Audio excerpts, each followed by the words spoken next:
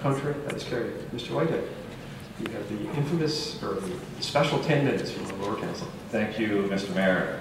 It's great to be here. Thank you, Council. Thank you, staff. Thank you, members of the community. It's a great privilege to drive up to Aurora. In fact, I spent some time in Aurora 30 years ago. I attended Seneca College at King Campus, so it was like coming home.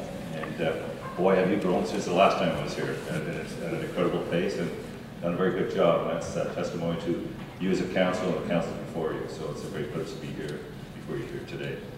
You know, I'm here to talk to you about Hamilton's experiences dealing with Canada Post. And certainly topical, and it's something that's transpiring right across this country. I know the Federation of Canadian Municipalities has taken a position that when you look across this country and look at the municipal acts and look at the different solutions and arrangements with the municipalities, there isn't a one-size-fits-all scenario. But certainly here in Ontario, we have the same municipal act, and in Hamilton, we believe that we have been the stewards of the right-of-ways, you know, for decades, not centuries. And Hamilton is very much an older community, and we have heritage districts that need to be protected. So when we look at right-of-ways, and clearly there is a concern that when you approach this issue, that people at Canada Post want to try and spin it and say this is really about people being NIMBYs and not wanting their mail delivery to be lost. I want to make it clear to this council and all those who listen that we respect the rights of Canada Post. We may not agree with them, but we respect the rights of Canada Post to make fiscal decisions, and if the decision arrived at is to take mail delivery away from homes and put it in super mailboxes, that's their decision to make. The real issue here is who sets the standards.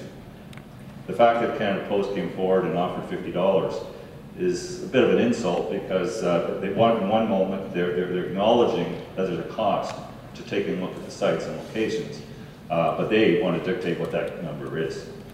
Well, the City of Hamilton has done due diligence. They've indicated it would be about 2 hours, and we would have our planning staff, our water, sewer, our public works, our traffic technologists would be taking a look at these permits and ensuring that these locations would be a safe location, lighting, etc. And I can tell you that Canada Post will also tell you, and you heard from your audience, the consultation. Well, I want to tell you about the consultation. There's consultation and then there's meaningful consultation. What's happened in Hamilton, quite factually, is I just had the house on Saturday. He applied for a permit with the City of Hamilton. He's on a busy street. He has a side road that he's putting his driveway in. Well, unbeknownst to him, and no one talked to him, there's a super mailbox being dug in the middle of his new driveway that he already has a permit for. Now, he did raise that with Canada Post 3 months ago, that that particular location will be a driveway. Canada Post did say that they would listen. And Canada Post, in some part, and credit to them, have, in some cases, have moved locations from the original locations, 30% of them. But the problem is that the larger percentage have not been touched. And we've got some pictures here, and I just want to highlight some of the pictures. This is,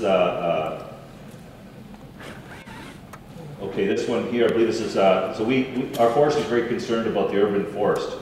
And we're very concerned about protecting our trees. And we have a drip line. And in that drip line, we don't want to see roots cut or anything show up in front of the drip line.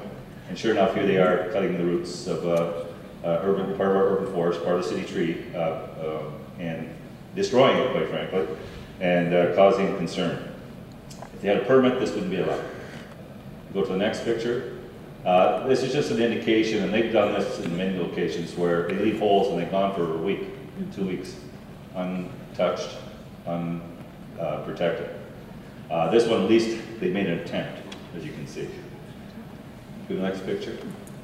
Here's where, again, this is a gas line that was cut. So the house, the homeowner, the meter is just to the left of this particular location. This line actually fed the house. So for the last number of years when he bought his house, he paid his gas bill. It's clear that that meter fed the house through this particular line. Locates are in place. You can see a red paint mark to the right and a yellow paint line, and yet bing, bang, boom, they go in there and cut it. Not only did they cut that, but they cut the irrigation system. And this is done on 2 or 3 different locations. And you need to understand that a lot of these houses have been there for 40, 50, 60 years. And over time, they took these unruly right-of-ways and they cut the grass, they've manicured it, they've treated it, and they've made an investment. And I can tell you that we, through the permit process, would have consulted with the community, and we would have known where those irrigation systems are to ensure that they're protected. That's not what happened with Canada Post. We've had other locations where they're next to driveways, where an individual now backs into his driveway because he cannot see back out of his driveway as a result of a Canada Post postal box, super mailbox going adjacent to his driveway. We have intersections, I think I heard somebody talk to you earlier, we have a number of intersections where, in fact, it is in a blind spot. It creates a hazard in a very busy road to access that roadway because of the location of the super mailbox. And I can tell you that our traffic technology have looked at these locations, and these locations will be identified in the courts as we pursue it on May 25th as just a highlight where the city, and we, you know, there's a common responsibility, you know, when you were elected. You set the standards in your community, you set the vision, the strategy, and you set bylaws to ensure that they're being adhered to. Most telecommunications companies and you know, a hot dog cart has to get a permit to be on the right of way in the city of Hamilton. A newspaper box on a right of way has to get a permit. Telecommunications companies apply for a permit, even though they have their own legislation. Yet Canada Post seems to feel that they're beyond that. Their legislation, if you look at it, even in their guidelines, they indicate they will follow and abide by the laws of the municipalities. Well, we have passed a bylaw about a month ago, and it's in force. And the bylaw says that they have to make an application for the permit. It's $200 for the permit. And there's a number of criteria that we would go through. Canada Post has chose to ignore that bylaw and continue full court press to try to get as many of these super mailboxes in as practical. And as a subsequent to that, what has transpired, Mr. Mayor and Council, is that there's been a lot of mistakes made on the way, but people are getting upset, and now people are rising to the occasion, and you're finding that every location that a contractor shows up, people are sitting on lawn chairs and saying enough's enough. Do you have your city permit? The courts have not decided yet to date, and they had the opportunity, that the bylaw isn't valid. That's going to be challenged, but certainly in the first blush, they didn't make a decision. So as a result of that, we are enforcing the bylaw. Stop orders have been issued, charges have been laid. And you know, we've seen stop orders actually crumpled. I think there's a picture here where the contractor just took the stop order, crumpled it up and threw it in the back of the truck. That's the respect that the municipality is being shown by the contractors in Canada Post. So the story is that we'll be in the courts on May 25th. They challenged the validity of the bylaw. We challenged and put a restraining order up. There are a number of charges to be heard. Our staff are cautiously optimistic, and here's one of the examples I want to cite. Most of the new subdivisions for the last 10, 15 years that have super mailboxes have gone through a subdivision plan. They've gone through a planning process. There has been input on that planning process, and our staff have been involved in reviewing those applications and sites and etc.